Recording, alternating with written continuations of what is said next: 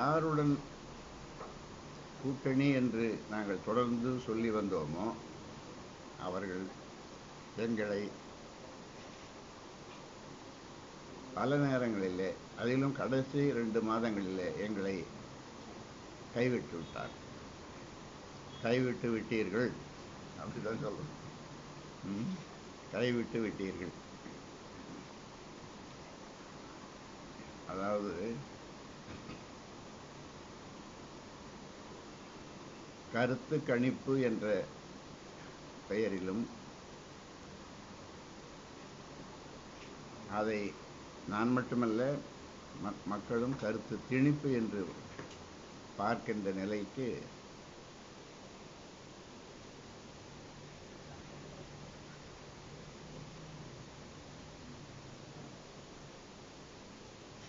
சில ஊடகங்கள், நான் எல்லோரையும் குறை சொல்லவில்லை, குறிப்பாக அதில்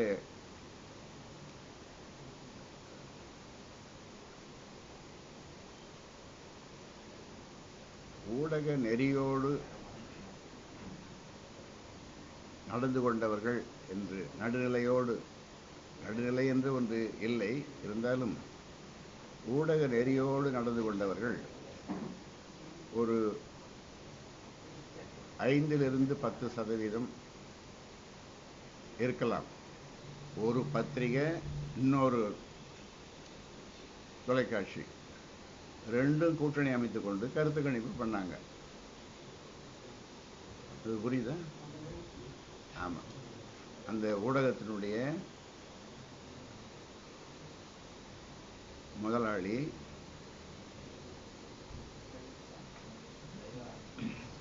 தாதுமணல் ஊழல்ல கைது செய்யப்பட்டவர். ஏதோ நம்பர் கும்பர்னு சொல்லிக்கிறாங்க. தாதுமணல் ஊழல்ல 70 லட்சம் கோடி, நல்லா ஞாபகம் வச்சுங்க இளைஞர்கள், என்ன நீங்களாவது இந்த நாட்டினுடைய எதிர்காலம் உங்களை நம்பி இருக்குது, ஊடக நண்பர்கள். நீங்கள் உங்களை இளைஞர்களாக இருந்தாலும் நண்பர்களாக சொல்கிறேன், என்னுடைய பேரன் வயசில் இருக்கிறீங்க, நீங்கள்லாம் பிள்ளை வயசுலையும் இருக்கிறீங்க, என்னுடைய மகள் வயசுலலாம் இருக்கிறாங்க பிள்ளைங்கள், அந்த பேத்தி வயசுலையும் இருக்காங்க. அதனால் 70 லட்சம் கோடி தாது மணல் ஊழல் நடந்திருக்கிறது. 70 லட்சம் கோடி. அது நடக்காமல் இருந்ததுன்னா அந்த பணத்தை இன்னைக்கு இருக்கிற 4 லட்சம் கோடி கடன், 4 லட்சம் சொச்சம் கடன் இருக்குது இப்போ பொதுத்துறையிலையும் அரசு துறையிலையும். சரியா மாமணி? ஆமாம். இங்கே இந்த தமிழக அரசுக்கு இப்போ இன்னும் ஒரு வருஷத்தில் அது லட்சக்கணக்கில் போகும், இன்னும் லட்சம் கணக்கில் போகும் இது கடன். ஏன்னா எல்லாம் இப்போ இலவசங்கள், அப்படியே வாரி இலவச திட்டங்களாக இருக்குது. அதனால் அந்த கூட்டணி இன்னொரு பத்திரிகை, அதாவது மவுண்ட் ரோடு பிரம்மா அப்படின்னு சொல்லுவாங்க. பிரம்மாவா? அது வேற.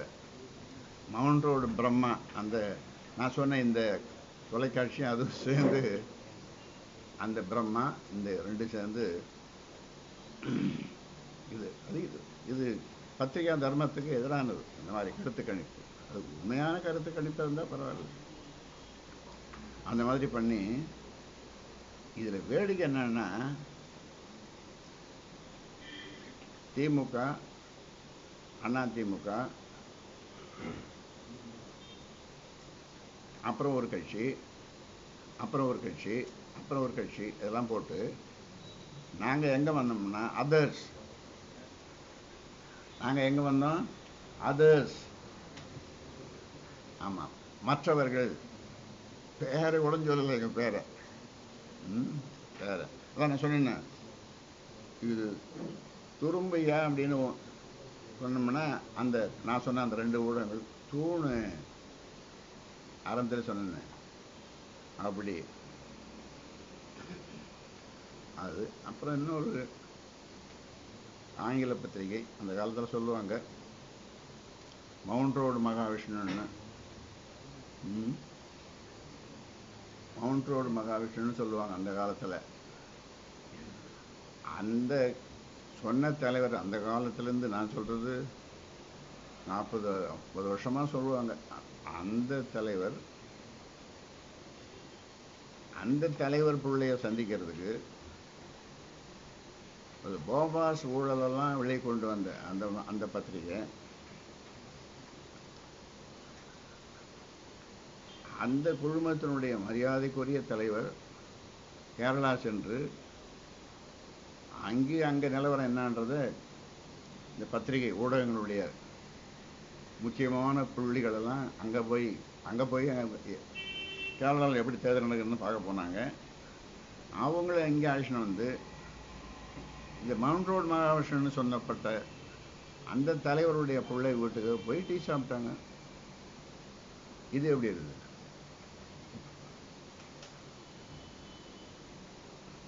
இது நடந்தது.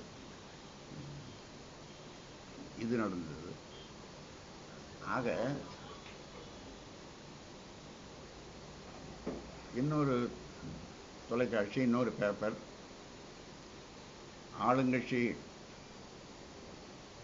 இது பட்டுக்கும் படாது, படாது. அதுதான் 2 சேர்த்து சொன்னால் பட்டும் படாமல், 2 சேர்த்து சொன்னால் பட்டும் படாமல், அந்த மாதிரி இருக்கு. ஆளுங்கட்சி வந்ததுன்னா அது விளம்பரம், எல்லாம் என்ன விளம்பரம். உளறுவாயன இந்த தமிழ்நாட்டுக்கே தலைமை தாங்கக்கூடிய தகுதி இவருக்கு தான் உண்டு அப்படி என்று சொல்வார்கள். அது மட்டும் இல்லை, வேடிக்கை.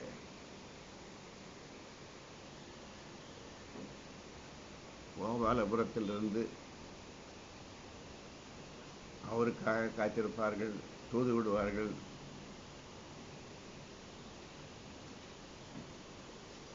டெல்லியிலிருந்து அவர்களுக்காக டெல்லியிலிருந்து வந்து காத்திருப்பார்கள், பேசுவார்கள்.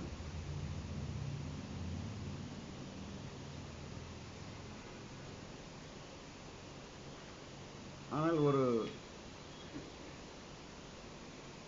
இப்போ அது என்ன ஆச்சுன்னு தெரிஞ்சு போச்சு இல்லை, அது என்ன ஆச்சுன்னு தெரிஞ்சு போச்சு. ஆனால் ஒரு நண்பர் சொன்னார் என்கிட்ட, பத்திரிகை நண்பர் தான் சொன்னார், இங்கே கோயம்புத்தூர்லேயே, இங்கேன்னு நினைக்கிறேன், கோயம்புத்தூர்லேயே தூத்துக்குடியிலையோ, சார் அது ஒன்றும் இல்லை சார், 6 சைபர் அதை கூட்டுங்கன்னார். என்னப்பா சொல்கிற அப்படின்னு, ஒரு மாதிரி தான், இளைஞர் தான். 6 சைபர் கூட்டுங்க சார்ன்னார். 6 சைபர் எப்படி கூட்ட முடியும்? நான் சொல்கிறது ஒரு 2 மாதத்துக்கு முன்னால் 6 சைபரை கூட்டுங்கன்னார். அது என்ன கூட்டினா சைபர் தான் வரும். அதான் சார் அதுன்னாரு. அதான் சார் அது, நீ எது இதுன்னாரு. உங்களுக்கு புரிகிறதா? நன்றாகவே புரியுமே.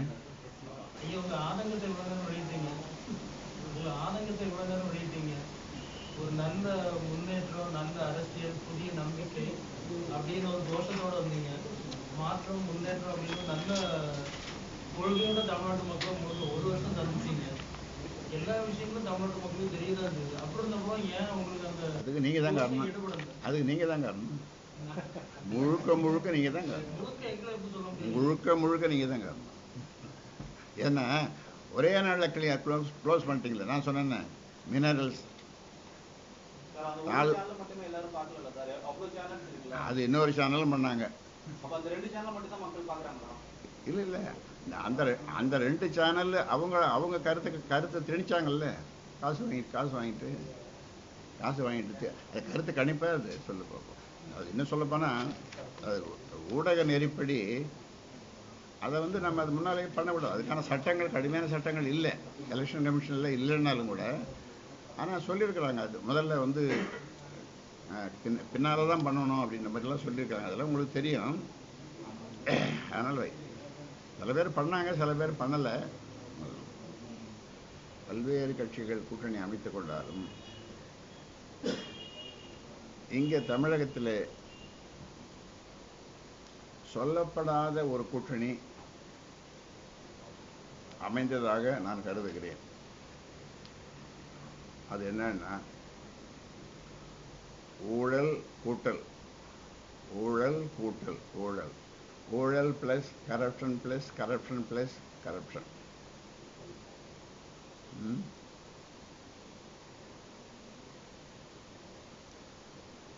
முதல் கரப்ஷன்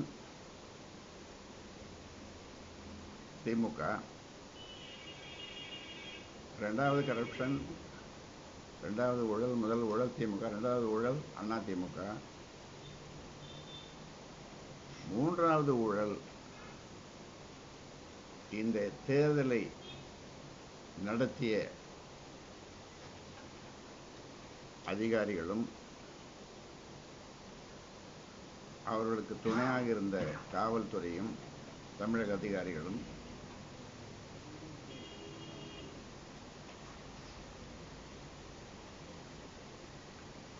ராஜேஷ் லக்கானியை பொறுத்தவரை அவர் எப்பொழுதும் ஊழல் செய்தவர் இல்லை. ஆனால் அவர் ஊழலுக்கு துணை போனார், கண்டுகொள்ளவில்லை, வேடிக்கை பார்த்தார்.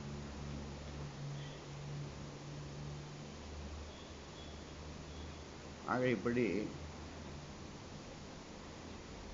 உங்களுக்கெல்லாம் தெரியும், காந்திமதி என்ற ஒரு ரிட்டர்னிங் ஆஃபீஸர் கோவையில், அதே மாதிரி இன்னொரு ரிட்டர்னிங் ஆஃபீஸர் மதுராந்தகி என்ற ஒரு ரிட்டர்னிங் ஆஃபீஸர், அவங்க கார்லேயே பணத்தை கொண்டு போனாங்க வாக்காளர்கள் கொடுக்கறதுக்குன்றதை விட ஒரு கேவலமான செயல் இந்தியாவில் தமிழ்நாட்டில் இதுவரை அரங்கேறியதில்லை.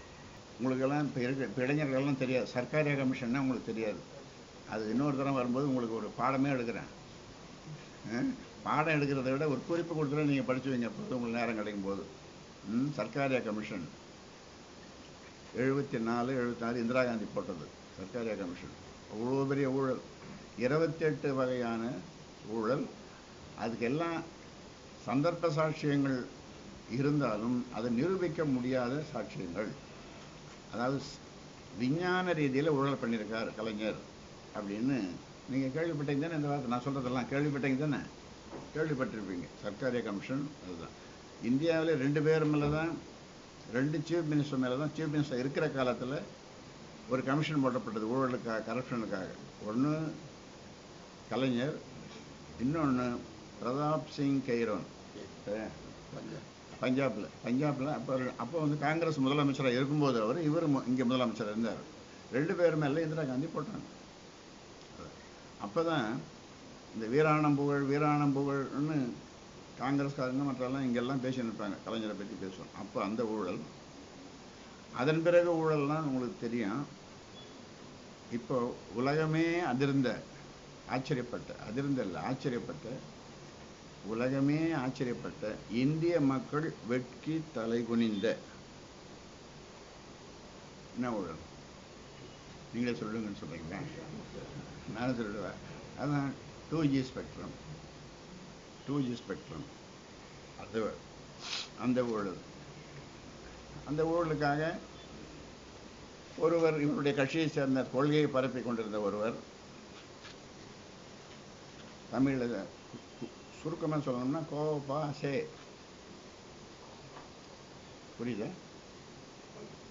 புரியுதுல்ல? ஆமாம், கோபாசே.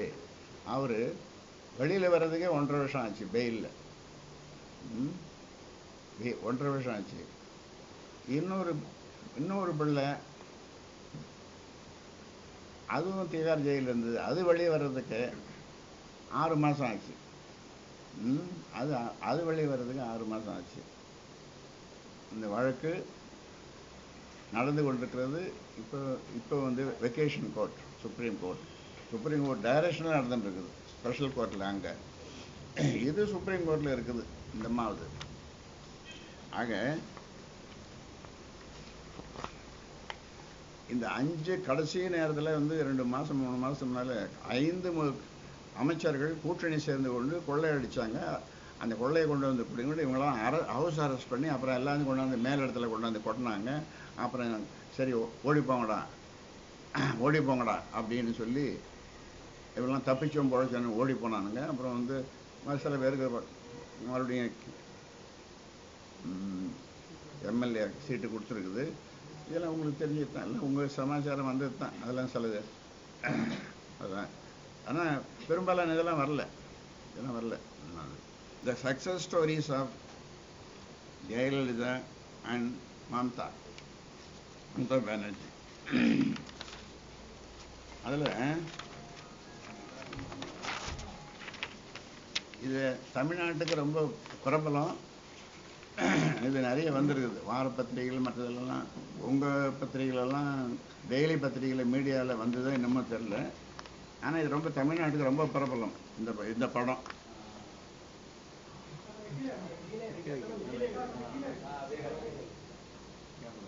அப்படியே மெதுவாக வரேன்.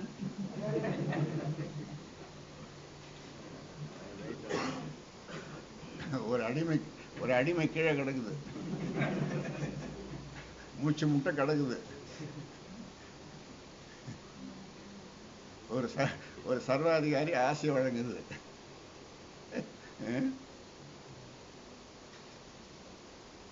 எடுத்துட்டீங்களா?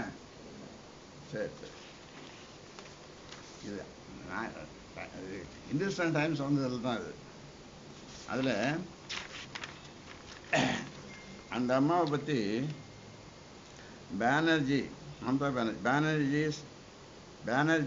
trademark white saree with blue border and rubber slippers is the common man's chief minister. சாதாரணமாக ஒரு ஜோல்னா பையில் ஒரு சாரி வச்சுக்கணும், ஒரு பேஸ்ட் ப்ரஷ் அது இருந்தது. இப்போ இதனுடைய தமிழாக்கம் அது இல்லை, உங்களுக்கு தெரியுன்றதுனால சொல்கிறேன். The 61-year-old Trinamool Congress chief lives on Harish Chatterjee Street, a low-income neighborhood. ரொம்ப ஏழைகள் வசிக்கிற அந்த பகுதியில் தான் இப்பவும் வசிக்குது. இந்த அம்மா வசிக்கிறத பற்றி எழுதுகிறாங்க. அதாவது 24/7 எந்த நேரத்தில் வேணாலும் she sleeps little and keeps her cell phone on. யாரு? Mamata Banerjee. Keep her cell phones on 24/7. எந்த நேரம் வேணாலும் அதுக்கிட்ட 4 மணி நேரம் தான் தூங்குதான் அந்த அம்மா, அந்த பானர்ஜி. அது சாப்பிட்றது she eats frugally, filling up on puffed rice. அதாவது இந்த பொரின்னு சொல்லுவோமே, பொரி, நம்ம ஊரில் பொரி, puffed rice, teas and biscuit. இதுதான் அவங்க உணவு. She has endless energy, covering over 100 rallies and 24 padayatras during her campaign. இப்படி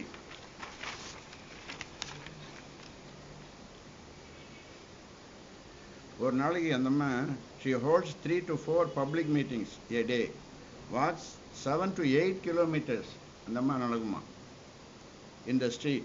She has a lot of inner strength அப்படின்னு.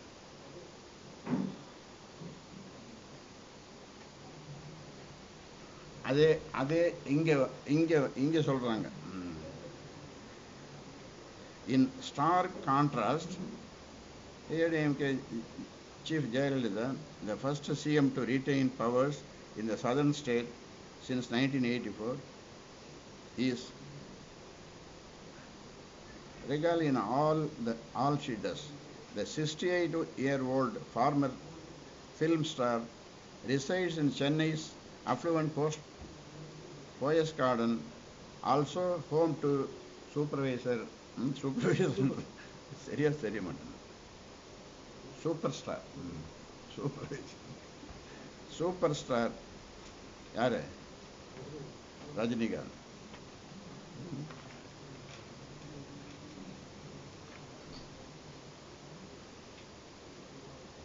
இது வரைக்கும் 15 பப்ளிக் மீட்டிங் தான் போயிருக்கான். ம். அப்புறம் மற்றதெல்லாம் வந்து இந்த சாப்பர் ஹெலிகாப்டரில் போனது, அப்புறம் ப்ரைவேட்டு விமானத்தில் போனது, தனி விமானத்தில் போனது. அப்புறம் வந்து அதான் she speaks seated behind a desk on an air condition அதாவது 20 ton AC, 20 ton AC, 20 air cooler. அதாவது நான் உங்களுக்காகவே வாழ்கிறேன், எனக்கு யார் குடும்பமாக இதுவாக யாருமே இல்லை, நான் உங்களுக்காகவே வாழ்கிறேன், தமிழ்நாட்டு மக்களுக்காகவே வாழ்கிறேன், எனக்கு எதுவுமே இல்லை, ஒரு பங்களா கிடையாது, எல்லாம் ஒரு சின்ன குடிசையில் வந்து ஒரு ராஜயோகி மாதிரி நான் வாழறேன் அப்படின்னு சொல்கிற. அதுக்கு 20 டன் ஏசி எந்த கூட்டத்துக்கு போனாலும் அந்த ஹெலிகாப்டர் இறங்கும் போதே எல்லாம் படுத்துவானுங்க, அது இறங்கிறதுக்குள்ளேயே படுத்துவாங்க, என்ன மேலேருந்து எங்கே நிற்கிறத பார்த்துட்டு போகுதுன்ட்டு. இவர்கள் இந்த 2 கட்சியும் திமுக அதிமுக கட்சியும் போட்டி போட்டுக்கொண்டு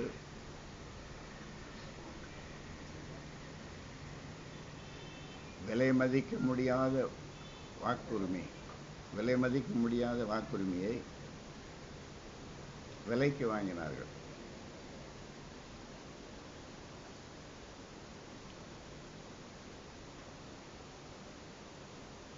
இது சம்பந்தமாக தலைமை தேர்தல் அதிகாரி ராஜேஷ் நக்கேனியிடம் அன்புமணி ராமதாஸ் முறையிட சென்றபோது வெளியில் வந்த ஒரு பத்திரிகை தொலைக்காட்சி நண்பர், அதுக்கு ஆதாரம் இருக்கிறதா, தொலைக்காட்சி நண்பர் ஆதாரம் இருக்கிறதா என்று கேட்டு அங்கே கோட்டையில்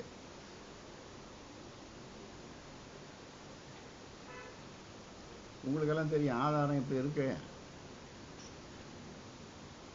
தஞ்சாவூர் அப்புறம் அரவக்குறிச்சி ஆதாரம் இருக்கு.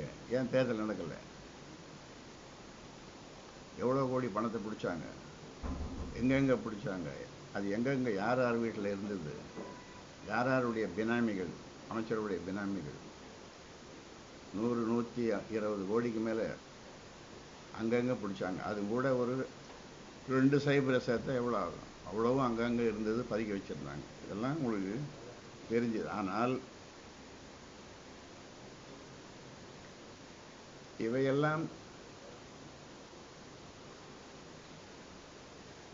இதையெல்லாம் கொடுத்து வாக்குகளை வாங்கி இந்த அம்மையார் 4வது முறையாக முதலமைச்சராக இருக்கிறார். அதாவது தமிழக மக்களுக்கு ஏற்பட்ட என்ன சொல்றது, துரதிர்ஷ்டம்னு சொல்லாமல் ரொம்ப துரதிர்ஷ்டம்.